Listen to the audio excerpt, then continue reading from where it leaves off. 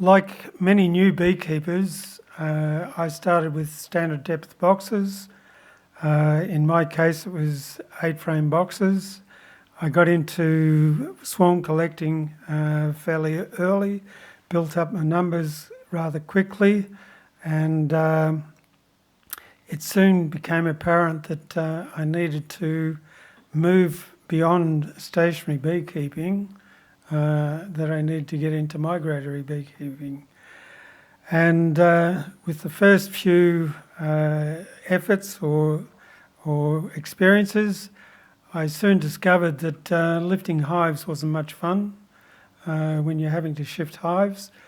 And so I devised a means of getting the hives around on a trailer rather than having to focus on lifting hives on and off vehicles.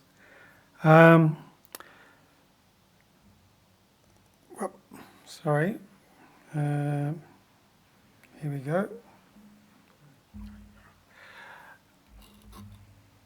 So the exercise of moving to trailers and not having to lift the hives was all about saving the back.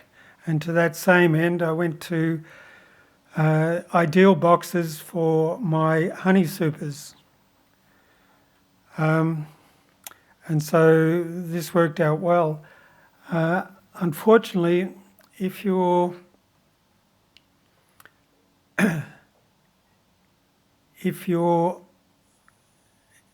sourcing honey on a small scale, you really need to look at value adding to your product to be able to get a reasonable return, potentially a bit more than covering your costs. So producing bulk honey and selling it for $5 a kilo doesn't really meet that requirement.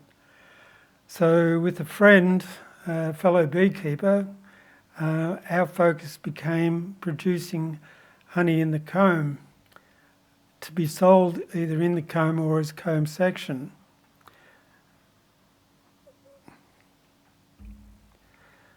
Now, some people might recognise this face, others won't. Unfortunately, Big Jeff has passed some years back, 20 or 22 to be precise. Big Jeff was one of my mentors. He was heavily involved at Collingwood Children's Farm and has taught a lot of beekeepers over the years. And he's attributed to having established the first law of beekeeping. And this was defined by him. And in beekeeping, there are 4 ways to do things: my way, your way, the right way, and the wrong way. Now, if you take that at face value, it sounds as though there's only one way, and it was his way. The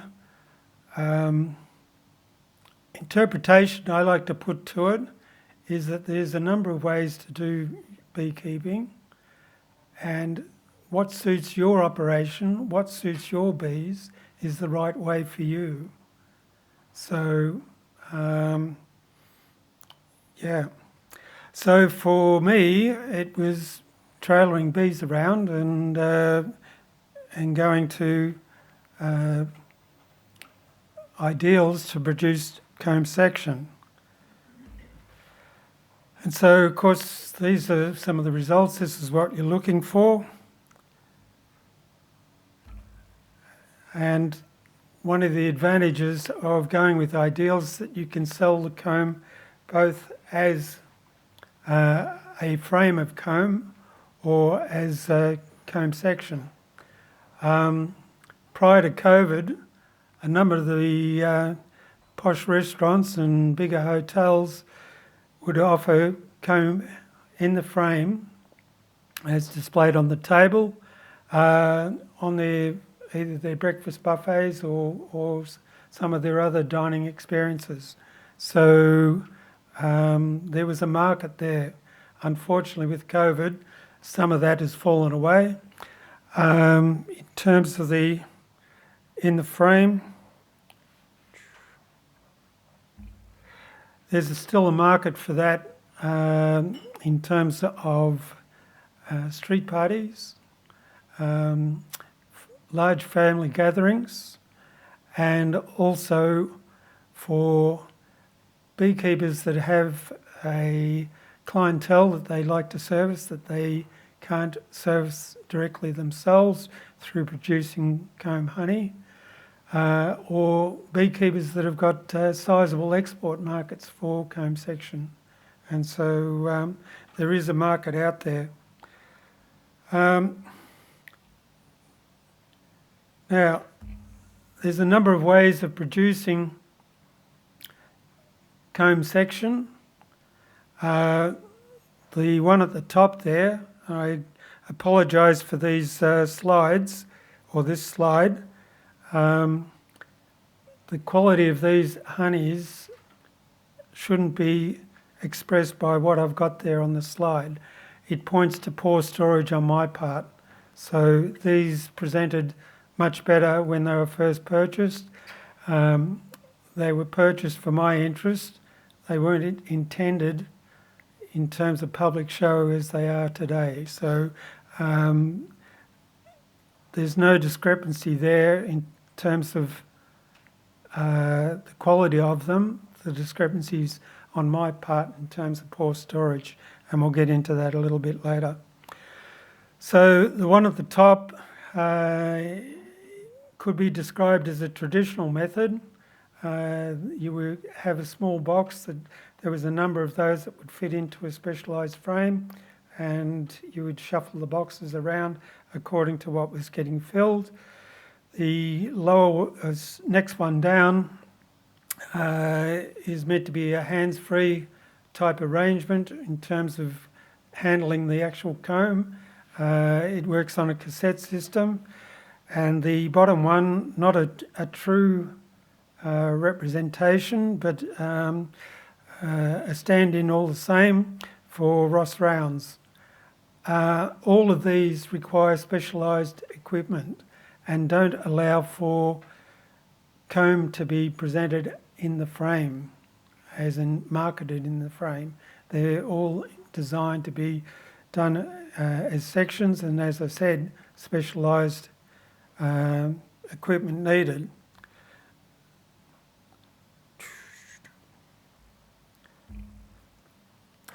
Now, the problem with those, and to a degree also with producing it in the frame, and in my case, ideal frames, is not all frames are suitable. And take it back a step, not all honeys are suitable. So you can see the one on the right there. There's staining there. It's quite obvious that bees collected some of the honey on one site before they were moved to another site where they were able to collect a more sourceable material, as in readily sourced material, so they were able to bring it in much quicker. At the farm, I tell the joke that the bees don't wipe their feet when they go into the hive. So you'll see track marks over frames if they've been there for any length of time. Now, the same can happen for these other sections that are presented, and so it means that you've gone to the trouble of trying to collect them in these other sources or other frame types in terms of the cassettes or the Ross rounds and the like, and you've got to discard that effectively. You might be able to scrape it out or do whatever, but in the case of a frame that doesn't present well, you extract it. So You don't have wires in the ideal frame? I do, and I was going to get to that. Another thing that you need to concern yourself if you're looking to produce comb honey is the quality of the comb on the basis of any discoloration. So if you're using frames a second time because you weren't able to get a suitable crop the first time round and you've extracted that honey, those combs have to come up to a certain standard because you don't want discoloration of your wax to present as comb section. So some of these frames actually went through, even though they would be quite acceptable in terms of collecting a honey source to be extracted, these went through the solar wax molder to rid them of that wax. Whoops, excuse me. Pressed on the wrong button there. Right, I mentioned before storage. These frames, if you take off a suitable frame, or if you're wanting to keep that honey for use later on, whether it be for extraction when you've got more frames together, or whether it be for putting back into your hive because there's a dearth of nectar, they really should go into a freezer and kept in a freezer. So in the case of comb section or comb honey, I put them into a freezer until I've got a market for them. Now, some people chase you seasonally, other people you might have to go and chase the market yourself.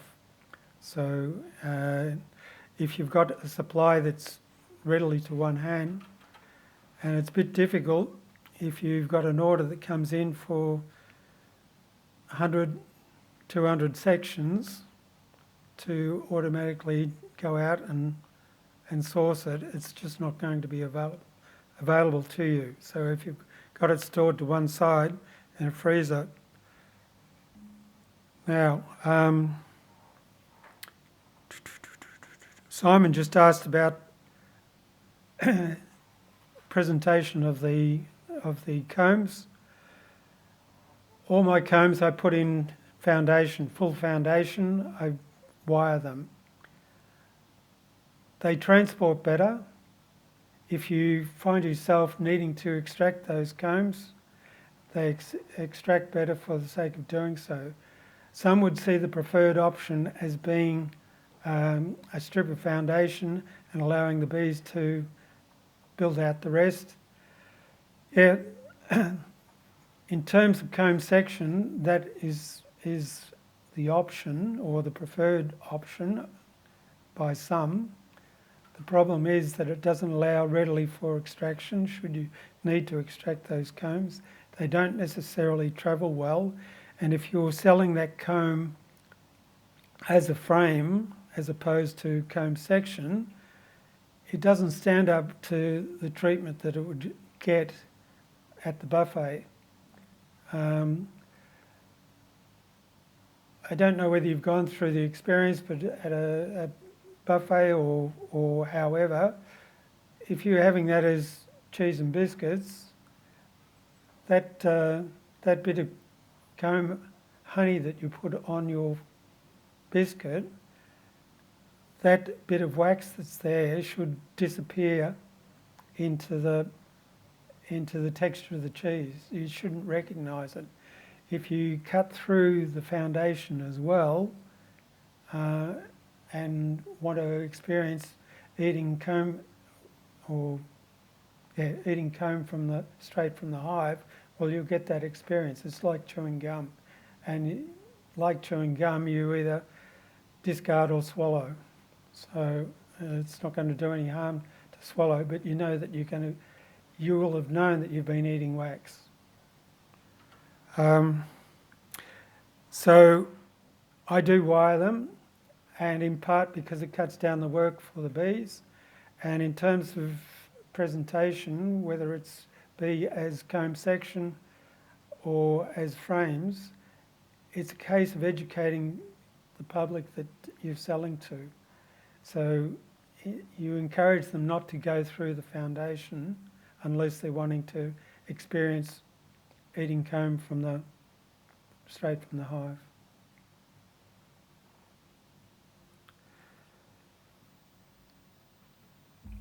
Now, having mentioned wired frames, before you cut your section, ideally you remove the wires. So it's a reverse of your embedding. So to that end, use a battery charger, a pair of side cutters and a pair of pliers. So obviously you cut the wires, the portions that are exposed on the end bars. So you cut those wires, you try and leave as much length in the wires as possible. You connect the negative to one end of one of the exposed wires at that point. By the time that you've connected the positive with the pliers to the other end and put your hand on to steady the frame, that wire is ready to pull out. So it's less than seconds. If you're, again, wrong button. Yeah, we've got the right button now. So I explained before how with the other options in terms of comb section, there's a lot of specialised gear that you need to use. For comb section that's in the frame, whether it be an ideal frame or suitable comb section in a larger frame, these are the sort of household items that you're using to cut up the section, and it's relatively straightforward. The knives are preferably thin-bladed and serrated. You need a hot water source that you can heat up those knives. A couple of barbecue spatulas are suitable to pick up, and obviously you're putting it into a suitable container. The bowl is there to clean up any spilt honey that might be there on the cutting board.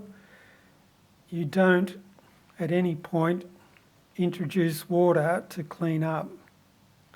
Once you've completed the task, whether it's 1 frame or 10 frames, once you've completed it, by all means wash up then, but don't mid-work or mid-session introduce water in terms of cleaning up, because it's only going to transfer to the honey. I make a point of producing combs that are going to give me a 400 minimum comb. Occasionally you'll get one that is underweight. Some of that honey that you've scooped up can be added to that box to bring the weight up to the 400 gram minimum. There's a little trick that Peter Kaczynski introduced me to.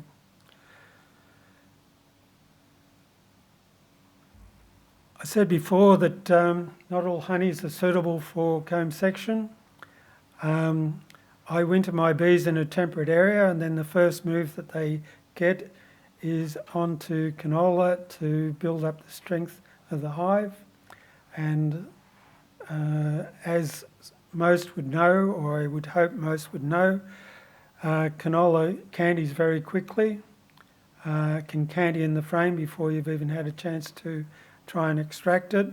So it ends up being a frame that you avoid in terms of using for comb section.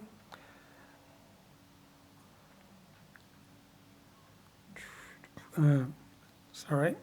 I'm trying to use my finger here rather than the pad. Right, one of my first moves is often onto Patterson's curse if I can get access. It makes for very nice comb honey. There is an alkaloid in the honey. The European market is very critical of Patterson's curse honey because of the alkaloid that's present. But in truth, you have to eat a lot of that honey to get sick. And I would suggest that if you've eaten that much honey, you're going to be getting sick anyway. So, from there, often try and get onto. I've got a site that is a mixture of blackberry and red gum, and it tends to make for nice honey also. It gives a reasonable comb. The coloration can be a little less white, and I'll show you another floral source here that I chase now. The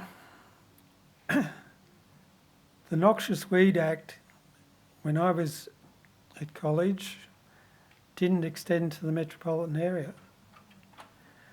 And artichoke thistle is abound in a lot of the outer metropolitan areas. This lot happens to be on a reserve or a park that is managed by Parks Victoria. I happen to have access, or have had access for a number of years, to the property that's next door, and the farmer is forever going crook at parks people for not doing enough spraying. But it makes for a quality honey and makes for a quality comb. So again, it's one that I chase when I can. And I was told that I needed to roughly allow one photo per minute for what I need to speak to, and I'm afraid this is my last photo, so people might have to have plenty of questions. This is grey box. To me, grey box is a very underrated plant.